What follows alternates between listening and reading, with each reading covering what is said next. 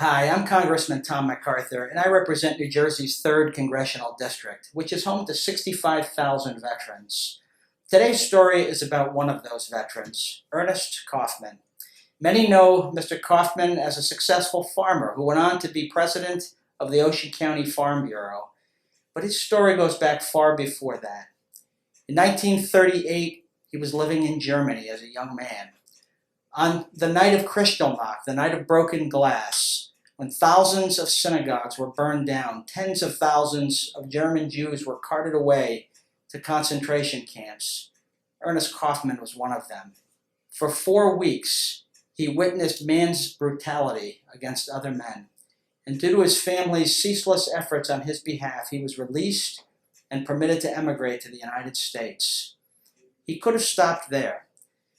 But after Pearl Harbor, Ernest volunteered, joined the armed services, and went back to Europe to fight for our nation.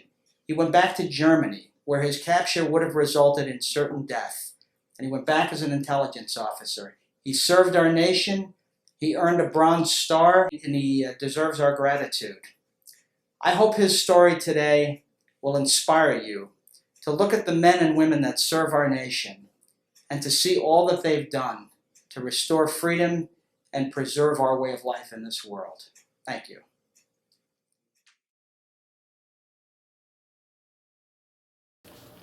Today is February 8th, 2016, and we're interviewing Ernest Kaufman. Ernest is a veteran of the Second World War. And Ernest, can you tell us something about your early life? We know that you were raised in the North Rhine River region. Tell us about your early life and the history of your family. Well, I grew up in a small town in Western Germany, not far from the border of Holland and Belgium. Until I was 10 years old, I went to the local elementary school in Dover, and then I went to the gymnasium, which is basically the equivalent of a private school here, hoping to someday become a veterinarian. And things were okay until 1933. I had friends everywhere. They stayed at my house, I stayed at their houses until Hitler came into power, then all of a sudden things changed. And kids were told not to associate with Jewish students anymore, and eventually we became isolated. And then in 1935, the edict came, no Jews in schools of higher learning anymore. And I was told at the end of the school year, that's the end of your education and you're out. Then, of course, it became a question of, well, what do you do when you get out? In those days, edicts became worse and worse, and emigration became basically a topic around the dinner table. I went home, and I was lucky enough that my grandfather, who had been in business for quite a few years in a heating and plumbing business, he had a lot of friends in the neighborhood. He found a job for me with a Christian family, a man who had an automobile repair shop, and I worked there for quite a while until the morning of the 10th of November, 38.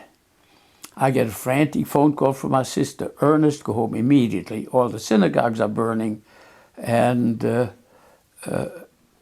get home to the parents. I get on my bike about 15 miles away from home, past the burned out synagogue, past some Jewish home that had been vandalized, and come to my home. Luckily, it had not been damaged in any way. They'd simply passed us by. I'm not there for a half hour, and our local policeman shows up. We had a one-man police force in town. The town that had a population of about 800. And the policeman says, look, I've got orders to arrest every Jewish male between the ages of 16 and 65, quote unquote, for their own protection from the enraged German populace. Reason being, a young Polish Jew had killed a German consular official in Paris when he asked about the whereabouts of his parents, who had been basically arrested by the Germans and taken to the Polish border and simply dumped across the border.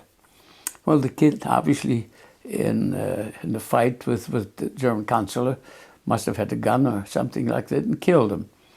That was the reason that Goebbels, who was Germany's propaganda minister, used, of course, to incite the population.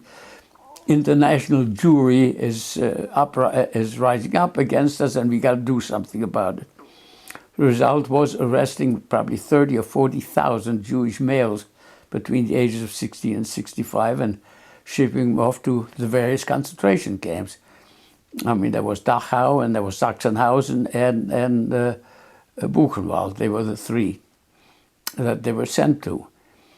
And, well, the way I ended up there, the local policeman, a decent man, in fact, he was a neighbor of ours and a customer of ours. My father was a butcher, and we were, in fact, his oldest son and I used to ride together going to school, 6 miles each way by bike to Düren. And he said, look, Leo, my father's name was Leo, I'll disregard my orders. He knew my father wasn't 65 years old yet. But he said, but Ernest, you're going to have to go along. So I went along with him, and he put me into the local jail that happened to be a converted room in the local firehouse. Well, I spent about 2 nights there. In fact, the next morning, the first night, after the first night, the policeman came and saw to us and saw that everything was okay. And then he also sent another man home who wasn't 65 years old yet, but who had a family. So another young man and I were the only ones left in jail. Food was brought to us by our parents. Until the next morning, a car came and with an armed brown-shirt man riding shotgun. We were taken to Düren, the county seat, and there we were put on the bus with a number of other people from the county that also had been arrested. My brother-in-law was among them. And we were taken to Aachen, which is the district capital, and that was also Gestapo, secret police headquarters. There we had a roll call, and then we were marched off to the railroad station. There was a train that was waiting for us, basically, and it took off. We had no idea where we were headed. And on the way, the train stopped at a number of other stations, picking up more men.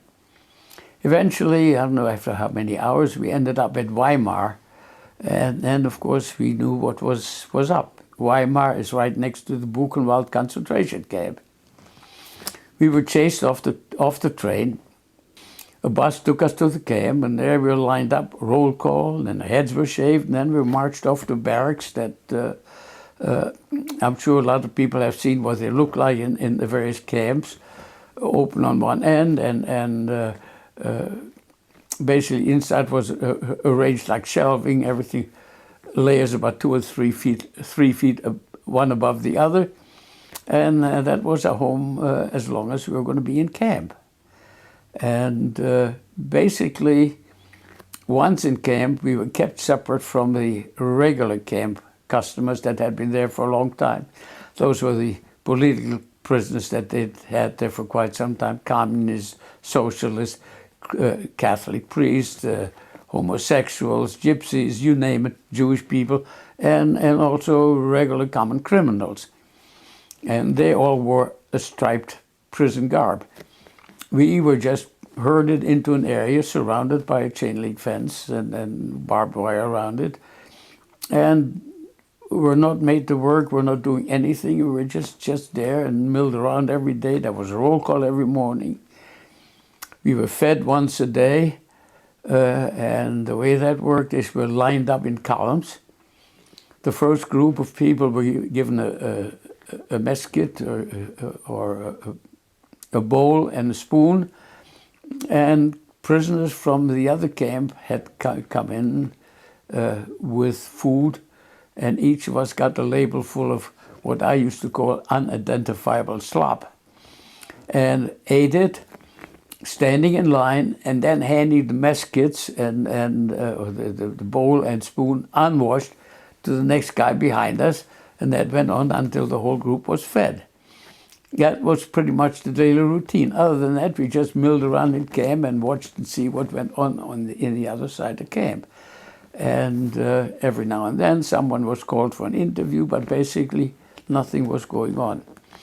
Conditions, of course, were horrible. This was the middle of November by then, and all we were wearing was the clothes that on our backs that we had come with, and we sort of hung close together to stay warm. But there were also a lot of people older than 65 that the Nazis had arrested in other parts of Germany, and some of these people simply couldn't stand the rigors of it, and a lot of them died. And we just had to stand there and watch them die. There's nothing we could do about it. On the other hand, we were lucky enough that we weren't on the other side of the fence, because there in the mornings we saw prisoners lined up for roll call and then marched off or driven off to work details. That was okay. In the evening, we saw them come back, and then they were lined up again for roll call again, and then they had to stand there and watch punishment being meted out. That is where the SS guys outdid themselves or each other with how much punishment they could basically inflict on people. We saw them flog people until they were unconscious, tie them to a pole and flog them.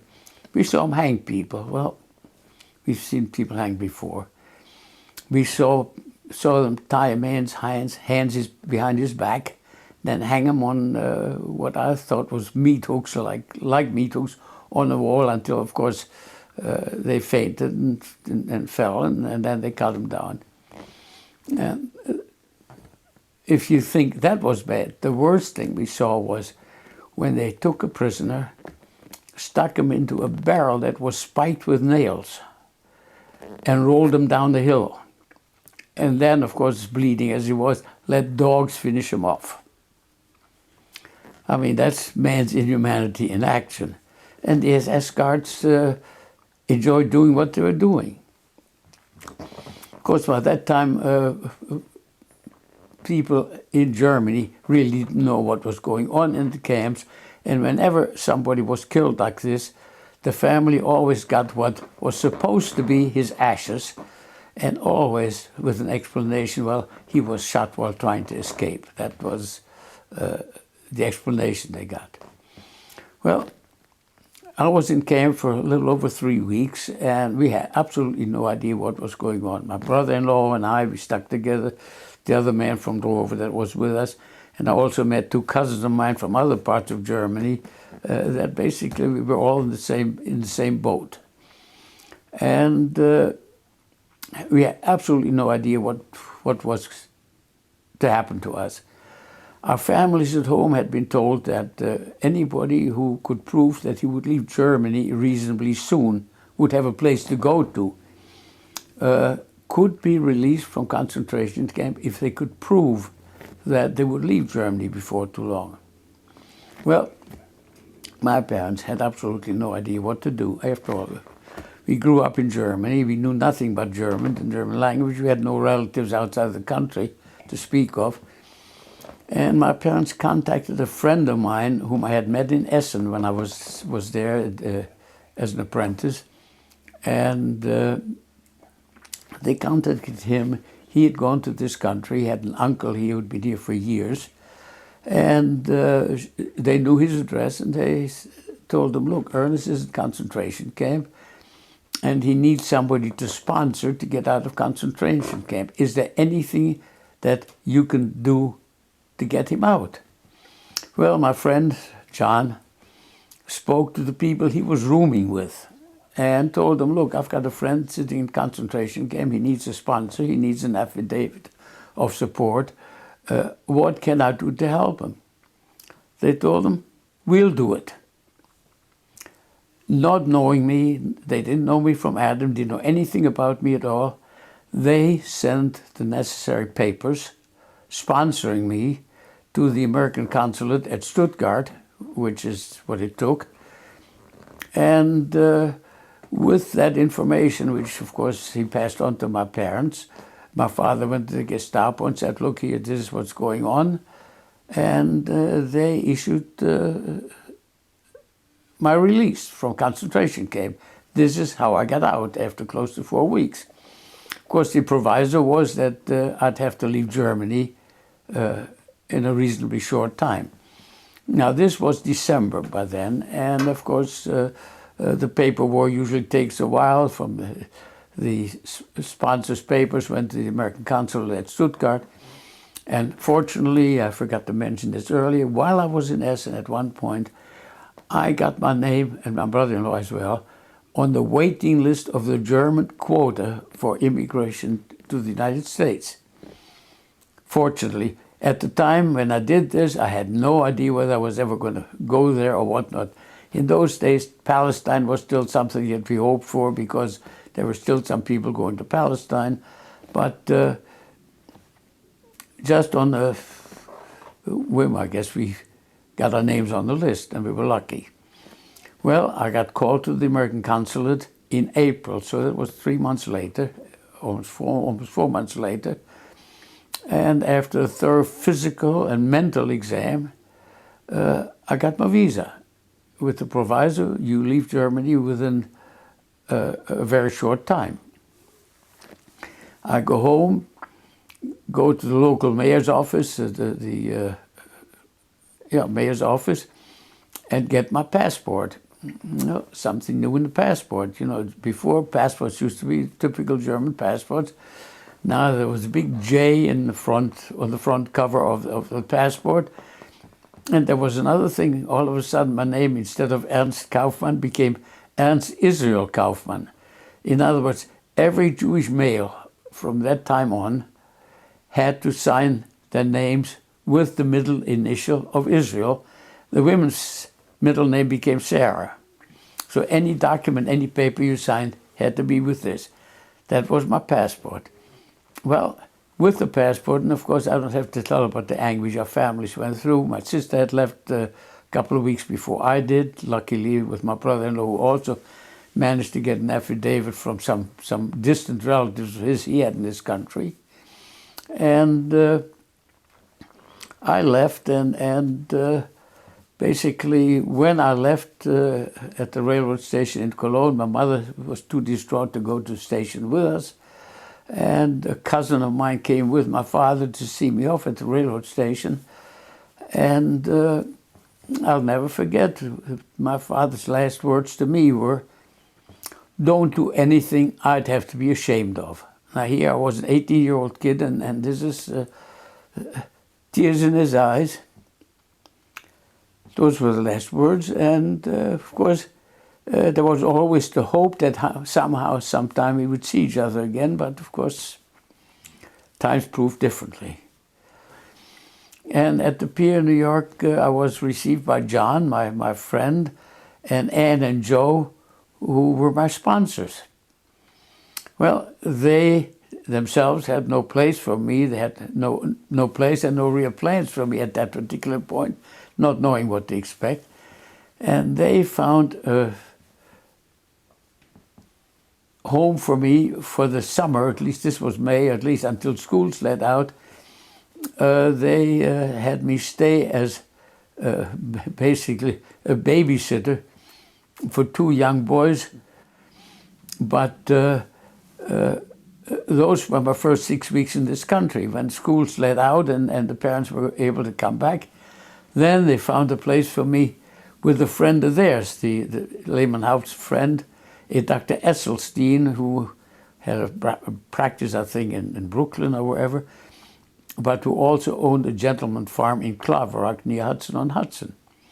So I went up there for the summer, and that's basically where I learned to speak English, because nobody spoke a word of German, and I had to do what every immigrant does. And basically what I did is memorize 25 words every night with a dictionary and try to keep it. And from there I went to Philadelphia, where my sister had finally settled, and my brother-in-law. I joined a German Jewish club which had come in existence that also had a soccer team. And it so happened that I didn't only play soccer, but I also met the manager's youngest sister, who eventually became my wife. So a lot of things happened. But anyhow, this was in 1939, and between 1939 and 1940, I went from one job to the other. Never did for less money, but not always for the better. Once I saw the dirty rags that it was so bad they had me basically vomit, and I had to quit the job and whatnot. Until I finally found a job doing mechanical work. Kensington Wagon Works was doing defense contractual work. They were building truck bodies for Bendix Aviation, which in those days was a big defense contractor. And Mr. Durst, the owner, said, "Look, Ernest," after he'd seen what I could do, "why don't you go for an occupational deferment from the draft?"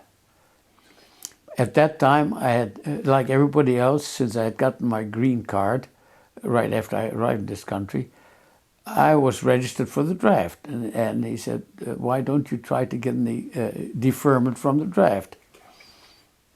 I hoped, of course, to get one because, again, I was trying to save as much money as I could to get my parents out, who by that time couldn't pay for passage to this country anymore had they been able to come. Would have to be paid for with foreign currency.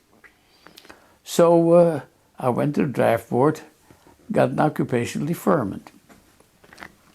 Well, I guess it must have been, I don't know how much later, Pearl Harbor came.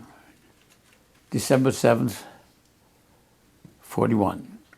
And in fact, the night of December 6th to 7th, I was sitting in my then girlfriend's kitchen with her talking about planning a future.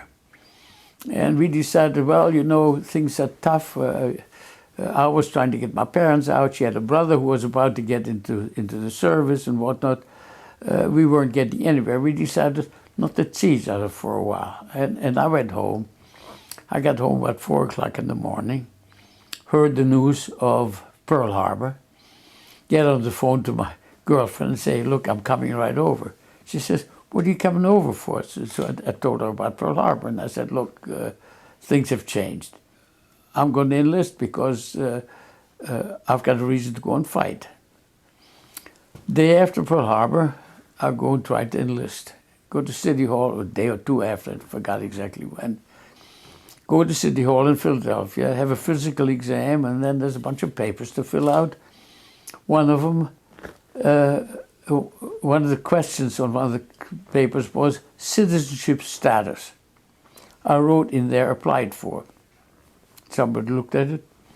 "Buddy, you can't enlist. You're not a citizen." So I said, "Look, I want in. How can I get into the service?" Well, they said, "You can always go to your draft board and tell them to call you." Well, that's exactly what I did. I went to my draft board, told them to cancel my occupational deferment, and I was ready to go. Now, this was a couple of days after December 7th. On February 8th, I think it was, I was at Camp Meade in Maryland, taking off my civvies and putting on a military uniform. I ended up on a train that headed for Macon in Georgia, Camp Wheeler, infantry basic training.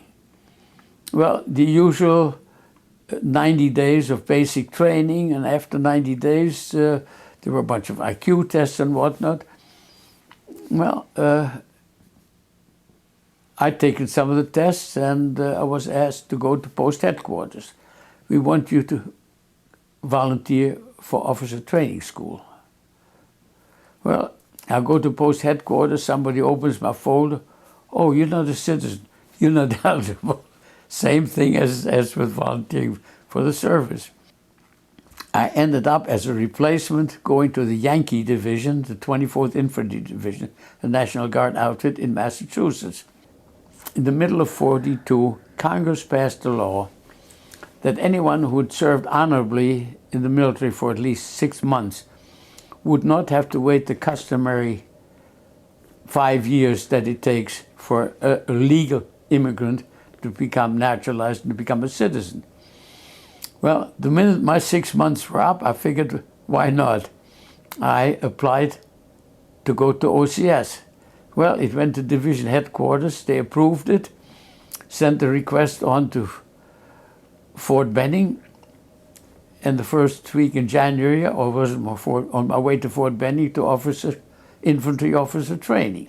Well, once we graduated, we all went in all kinds of different directions. I was shipped off to Fort McClellan in Alabama for infantry training there. I was drilling recruits, teaching them the same stuff that I'd just learned the year before. I got orders to go to the Pacific, and I went to headquarters and talked to the personnel officer and said, look, I speak German, I have a working knowledge of French.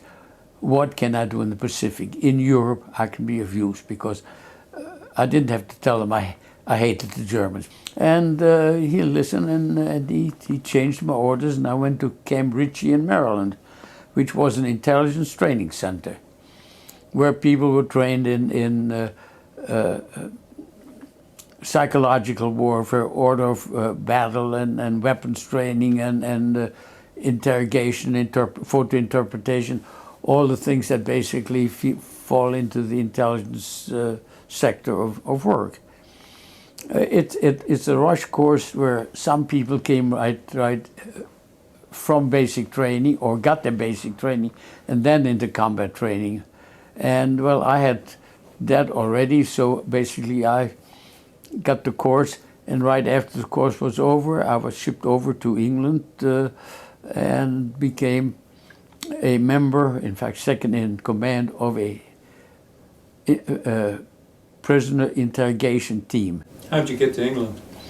We went to England on the Queen Elizabeth, which at that time, I think in '38, was commissioned, was supposed to be an ocean liner, and it had been taken over by the military. It was painted gray and whatnot, and anti-aircraft guns on top. And instead of 2,000 passengers, which was the ship's capacity, and 1,000 in crew, there were 12,000 of us who went over in one clip, sleeping on hammocks in the cabins in 8-hour shifts, and we made the trip in quick time, unescorted by any other ships, because the ship was fast enough to outrun U-boats. And an uneventful ride, except, like I say, we were kind of squeezed, and we were lucky to get on deck. And we landed in Scotland, and from there we went to the Salisbury Plains in England, near Swindon. There was Evesham, and Warminster was a staging area for a lot of American troops. And there we were assigned to the Military Intelligence Service assigned us to the 19th Corps, which was headquartered in Warminster. And while there, of course, we sort of honed our skills a little bit. We did practice training on German prisoners that had been captured in Africa and were in a stockade nearby. The unit commander was there, and he watched it, and he said, look, I want you, when we land in Normandy, I want you to be assigned to my unit. Eventually it came to pass. We landed on D+5, and shortly thereafter I was with the 113th Cavalry and interrogating prisoners that we captured. I was with the front units all along, and at one point we were near the vicinity of a big wooded area in France. I don't know exactly anymore where it was, but it was about the middle of July or so. In Forêt de Breteuil, it was called. And the word was the woods are heavily defended by the Germans. They got a lot of traps in there and whatnot. We got to be careful. So I suggested to Colonel Biddle, who was the cavalry commander, why don't we try a hog calling deal? Well, he agreed, and I went with my jeep, sandwiched between two light tanks, moving slowly towards the woods. And there I just, with an improvised loudspeaker, foghorn or whatever it was, I hollered into the woods that, look, why are you Germans still fighting the war? You know you've lost the war anyhow, and we're making steady progress. You're better off being American prisoners. Not only that, we treat you well. You even get American cigarettes and whatnot. And why don't you just give up? Because why fight for losing cause? I mean, words to that effect, not exactly the same thing. And not a shot was fired at us, and we pulled back, and the next morning we went through the woods, collected about 100 prisoners without firing a shot, and we moved on. So that was one of my psychological warfare deals that I did during the war. Well, I went back to Corps headquarters, to cavalry headquarters, who at the time was staying put in Maastricht, which is not far from Aachen. Aachen is the first German city that the 1st Division captured. And that was the first basically major city we got across the Siegfried Line. It was a big achievement, but then of course from there the next objective was the Rhine River. And while we were there in Maastricht, and I figured years ago when I was growing up in Germany yet, in 1930s, I had watched the Germans build a dam on a river called Ruhr.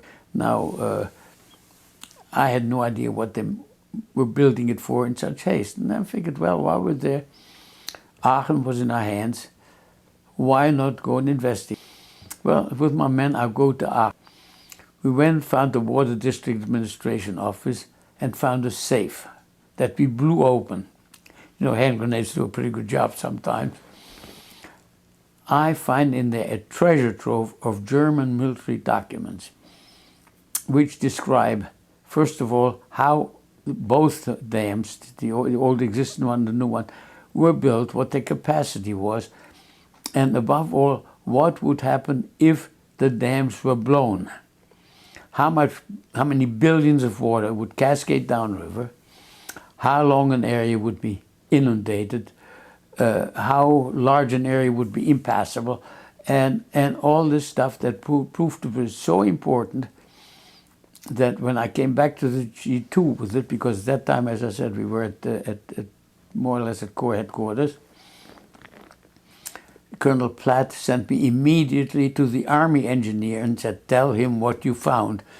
And I get to the Army engineer, tell him what I found and whatnot, and he, of course, I said I'll translate it as quickly as I can. It caused attack orders to 12th Army Group, which in my opinion was probably 250,000 men, if not more, was halted immediately because they were supposed to go early in November to attack across the Rhine, was halted immediately, and basically shortly after that came, of course, the Battle of the Bulge and whatnot, and eventually the Germans blew those dams to cover their own retreat rather than to keep us from advancing. And once the flooding had subsided, of course, we were able to get across the Ruhr River. So it may have saved a catastrophe. The 1st Division had taken Aachen, and then the 126th Infantry Division, a regiment, was heading towards Dover, my hometown. I figured, okay, I'll see what I can do, if I can maybe get attached to them and see what happened to my folks. Well, of course, I had no trouble getting myself attached to the 1st Division regiment. We get into my hometown, which was completely evacuated because of the heavy fighting that had been taking care in the area. There wasn't a soul I could see. I got into my parental home. Didn't look any more the way I remembered it. And the funny thing is I come up to the attic and there is about 6 or 7 cubicles made with raw wooden boards. I had no idea what they were, had no idea why they were there and whatnot. And I didn't find out until after the war what had happened. In May of 1941, the Germans had moved all the Jews of my hometown, 26 people, evicted them out of their homes, from their homes, moved them into my parental home, and kept them there until they were deported in March of 1942, and that was almost 9 months. They kept 26 people, some of them kids under 10 years of age, many people over than 80 years old. One house, one toilet. You can just imagine the misery these people live with. And the funny thing is this, what kept these people going more than anything else, other than the meager rations that the Nazis allowed them, was that Christian neighbors at night went and smuggled food to them to give them some more than they had. And I heard it said after the war that the reasons the Germans claimed they moved these people together was so that when they were ready to deport them, they didn't have to go and hunt them up. So I can just imagine how these people lived. And this is funny, this was in May of 41, they were together. Now, we had correspondence from my parents until, well, close to Pearl Harbor, close to December. Immigration had stopped, but mail still went. Never once was there a mention of the hardships that my parents and all the other people went through in the mail, because they didn't dare it would be picked up by the censors. The letters always began with, "We and our relatives are all doing well." And then, of course, they talked about generalities, but not much questions about what we were doing and how we were doing. Nothing else. We never heard about it. We never found out about it. But I still have nightmares thinking about how these people had to exist there.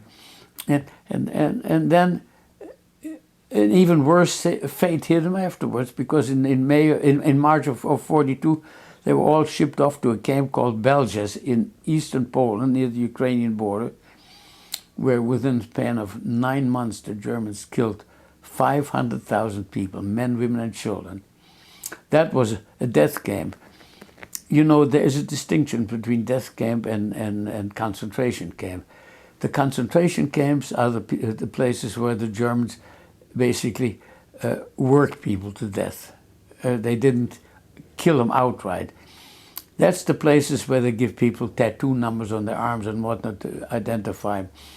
And they were all inside of Germany. There was not a single quote-unquote death camp in Germany. I mean, the Germans weren't stupid. All the death camps, you know, Auschwitz and Majdanek and Belzec and Treblinka, and you name them, they were all in Poland. And that's where they took them off the trains and moved them into the gas chambers. I rejoined my unit, and well, around the 7th or 8th of April, a couple of civilians came across our lines and they said, "You know, we come from a town of Einbeck that normally has a population of about 12,000, and that population has swelled up to about 32,000 from with refugees from the east, and we got a military hospital here, and we also got a military headquarters here. We got a general who wants to put up a fight in the worst way. Not, is there anything the Americans can do to help us?" Well, like a stupid idiot, and I always say on stupid impulse, I kept the guys there until nighttime. Next morning, I go into town with my driver, who volunteered to go with me, a white rag on my Jeep. In the middle of town, we get stopped. And I said, "Look, I got orders to see the commanding general." Well, the guy said, "Stop me," get into the back of the Jeep, and directed me to go to headquarters. And once we come close to headquarters, those two get out and start marching me towards the building. I turned to my driver and said, "Get the hell back there, see if you can make it, and tell them what I'm up to." Because nobody else back there knew what I was doing. Well, I get taken into a conference room or whatever it was. There sit about 5 or 6 staff officers, and needless to say, the questions began. You know, where you from, what you doing, whatnot. And let's face it, having been trained just in that, I had the right answers for them, and what I guess what scared me the most is when they asked me, "Well, where did you learn to speak German so well?" Well, my answer was, well, I took German in college, and languages were my major, and I loved languages, and I practiced a lot of it. Well, fortunately, the questioning didn't last much longer. Once that question came up, I was called to the general's office. Stand in front of the general there. I tell him my name is so-and-so, and I'm from the American commanding officer opposing you. I have orders to tell you, or to ask for the immediate surrender of the town of Einbeck, and that we're prepared to attack, and I'm supposed to wait for an answer. And you'll be held responsible for any loss of life and property in the town if you decide to defend the city. General tells me to wait outside. I'm being taken back to the same conference room I was in before. It was empty now. I was scared to say, oh, let's face it. And was there for about 15 minutes. Well, within that 15 minutes, all of a sudden, I hear the general holler across the hallway or whatever. Who the hell let this driver get away from here? In other words, obviously, my driver had made it out of town, and I was lucky enough that he had made it. Now, 15 minutes later, the general calls me into his office. Well, I've decided to accompany you to your commanding officer and to surrender the city. The next thing that happens is, here I sit next to the driver in the Mercedes staff car, shaking like a leaf, scared to death, with two generals in the back seat, and the Mercedes staff car moving at walking speed, so to speak, towards our lines, followed by more than 35 officers and over 300 men.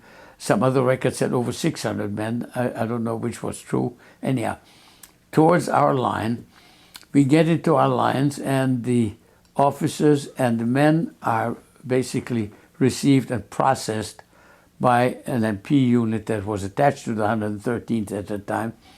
We captured a lot of prisoners in those days.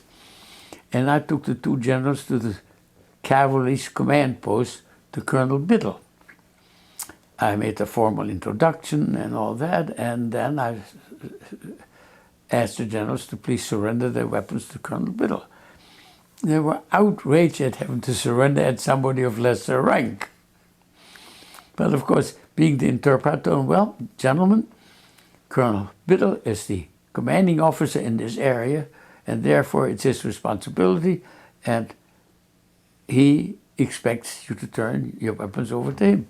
Of course, what could they do? They turned their weapons over to him, and after that, of course, they were escorted out and taken back to the rear, where they probably were processed further. Well, I go back into Einbeck the next morning with the cavalry units. Needlessly, no fighting. A lot of white rags hanging out of the windows in the population, and make a fellow by the name of Keim, one of the men who had come to ask for help, the acting mayor of the town.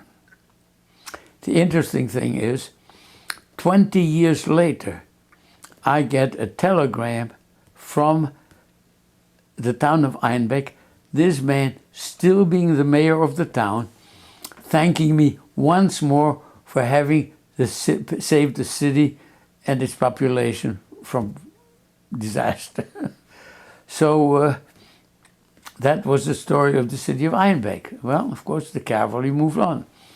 We come into a place called Wernigerode. That was by then the 11th of April. Now this was the 8th of April, was Einbeck. The 11th of April, we take the town of Wernigerode in Thuringia.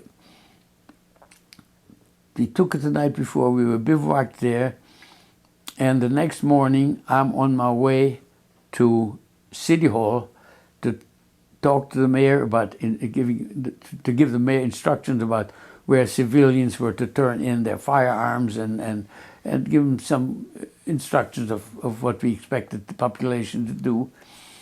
And on the way there, right in the middle of the walked towards the city hall. We were ambushed by two SS men who obviously had either hidden in town the night before, during the night, or sneaked back in the morning. We were taken in crossfire, and the intelligence officer of the 113th, who was with me, and two MPs returned fire. I returned fire too. I thought I did. I thought I hit one of the guys. But the MPs didn't get hurt, but Captain Hutton, the intelligence officer of the cavalry, and I were both wounded. And I only remember being dragged into a doorway someplace near there, and I heard a woman say, "Oh, that is terrible." That I still remember in German. I was out. That was it. That was the end of the war for me. I was shot in my back. I had a collapsed lung and some shattered ribs and a completely shattered left arm. And I woke up a week later in the WWII hospital and with a purple heart pinned to my bed sheet. And from there I was shipped to England and was in a military hospital near Exeter in England for almost 3 months. I had my left arm in traction, and my chest wounds took about close to 2 months to heal and close up. Well, the war was over in the 8th of May, but I didn't get home stateside until the 23rd of July. And I came home on the hospital ship and ended up at Atlantic City at Thomas England General Hospital, which at the time was considered to be an orthopedic hospital. A joyous reunion with my sister and my girlfriend. And of course, at the time, my girlfriend and I thought, why wait? We did get married the 29th of July. In other words, a week after I came home from overseas after 2 years. Then came convalescence. Well, anyhow, I went to Rutgers, put 2 6-week convalescent leaves together, and took a course in poultry husbandry. Poultry farms in those days were pretty plentiful in New Jersey. Why not a poultry farm? 2 reasons. One, I'd get to work with animals, and another one was, at the time, I didn't know what my parents' fate was. I ended up in Valley Forge in the convalescent center. During that time, Congress passed a law that anyone who had served 18 months or longer and was injured in combat could get promoted. Well, I was captain then, and on the basis of that congressional law, I was promoted to major. Well, I still wasn't well. Basically, when I was operated on, the doctors told me, look, it's going to take at least 5 years before you can expect to be as well as you can ever hope to be. And there's not much you can do about it except wait it out. Well, here I was. I couldn't go back to mechanical work because of my damaged left arm and whatnot. I had no professional training other than the mechanical work I had done. What can I do? I contacted the commanding officer of the European Command Intelligence Center, ECIC, which was headquartered in Oberursel, just outside of Frankfurt. 2 months later, I was on my way back to Germany in November '46. I was put in charge of a document center. At the document center, our function was primarily to get documents on the Russians, friendship with whom had sort of slowly disintegrated, let me put it this way. And of course, the other thing is this: even though the bigwigs at the Nuremberg trials had been disposed of already, there were still lesser criminals, and we still found a bunch of documents that basically would help us convict them. So that went on for almost 2 years.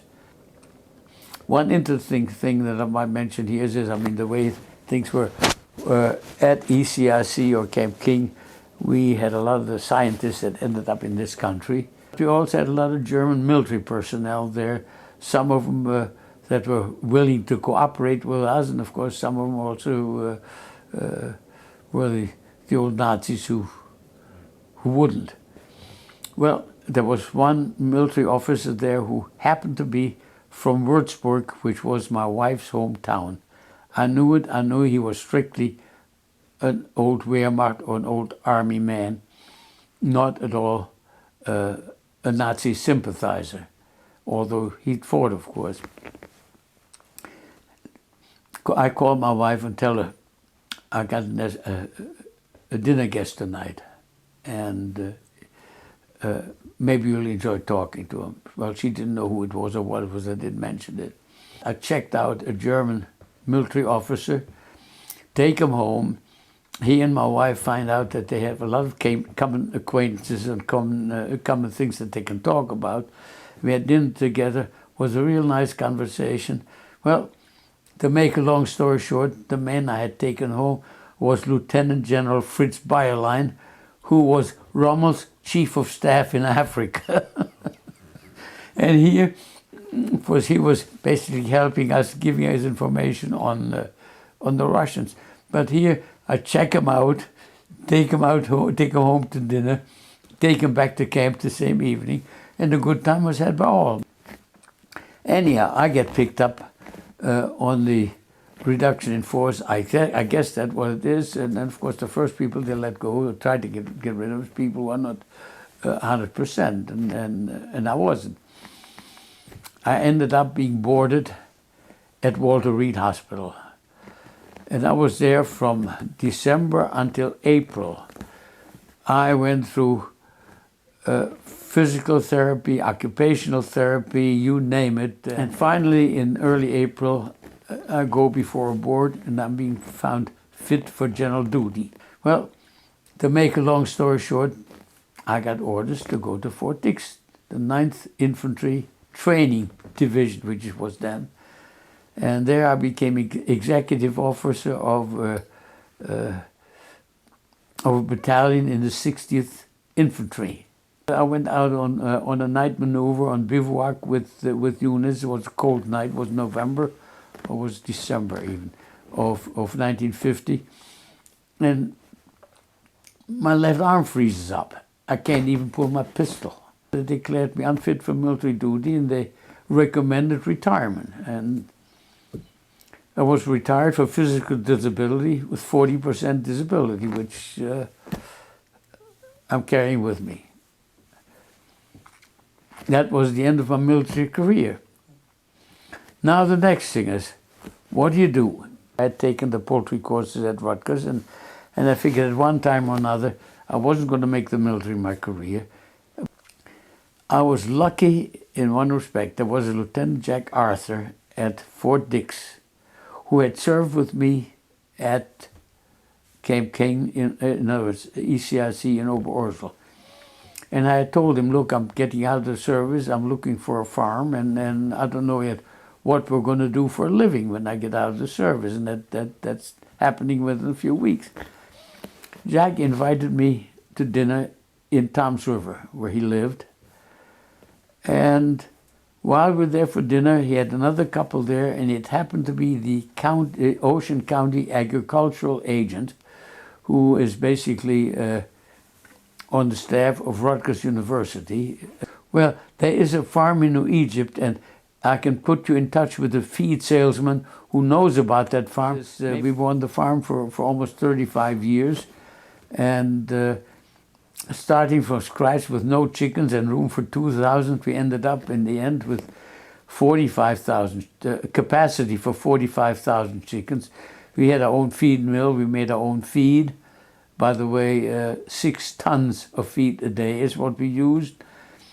And we had our own processing plant, we wholesaled all our eggs, and we did this successfully. And in fact, for a lot of years, we were the major supplier at the Fort Dix Commissary, who used an awful lot of our so-called farm fresh nearby eggs, which was a good selling point for us, and kept us there without ever in all those years having had a single complaint. My wife was still busy with Hadassah, the charitable group, and I started basically being active at the Jewish Community Center in Cherry Hill at the Holocaust Memorial Center there, and became a member of the speaker roster there. And I've been going around, I've been speaking at schools and to schools and civic organizations, military organizations, and whatnot, to anybody who wants to listen to my story. And that's been keeping me busy, and still is. I'm still doing this. And it so happens right now I just finished my memoir, and I'm lucky enough that's been published. And I just want to say, Ernest, you are the epitome of what has made our nation great. You came to this country as an immigrant. You've escaped from an evil dictator. You served in the military to protect your new country. A warrior, you excelled in a very difficult job.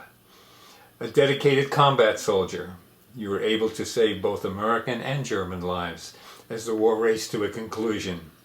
Wounded in battle, you were recognized for your bravery by earning the Bronze Star. And in the minds of some of your fellow fighters, that award should have been the Silver Star. In civilian life, you fulfilled the American dream when you took over a failing business, and through hard work and innovation, you and your wife converted it into a prosperous enterprise. Ernest, you're 5'3", but you're a giant of a man. Well, Yep, the Armed Forces Heritage Museum salutes you.